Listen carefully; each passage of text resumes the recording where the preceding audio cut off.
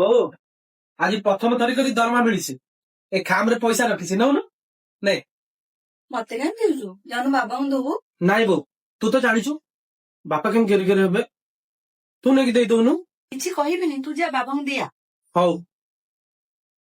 ତମେ କୋଉଥିରେ ଗଢା କୁହ ବାପା ବାପା ଭାଙ୍ଗିବା ପ୍ରଥମ ଥର ଦରମା ପାଇଥିଲି ତ ଆଣିଥିଲି ତମକୁ ଦବା ପାଇଁ। କୋଉଥିରେ ଗଢା କୁହ କେବେ ଭାଙ୍ଗିବାର ଦେଖି ରଖିଦେବି ବାପା। ମନ କହିଲି ପରା ସେ ଟେବୁଲ ଉପରେ ରଖ ବୋଲି। କୁହନି ନାମ ଠିକ କହି ପାରନି। ଛୁଆଟା ଆଜି ପ୍ରଥମ ଥର ଦରମା ପାଇଲା, ଆଜି ବି ତା ସହିତ ଟିକେ ଭଲସେ କଥା ହେଲନି? ସେ ପଳେଇଲା। ତମେ ବି ମତେ ଆଜି ପର୍ଯ୍ୟନ୍ତ ବୁଝିପାରିଲନି। ଆରେ ସବୁଦିନ ମୁଁ ତା ସହିତ କଟୁ କଥା ହେଲି, ଯଦି ଆଜି ତା ପଇସା ଦେଲା ବେଳେ ମୁଁ ତା ସହିତ ହସି କଥା ହେଲି ସେ କଣ ଭାବିବ?